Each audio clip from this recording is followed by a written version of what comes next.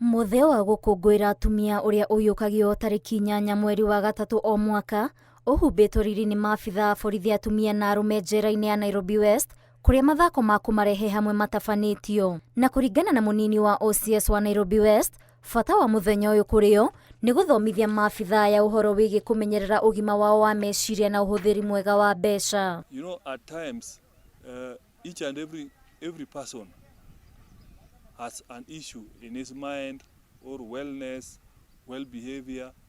Like especially we always, when it's come, apart from the wellness, we also insist on these financial issues.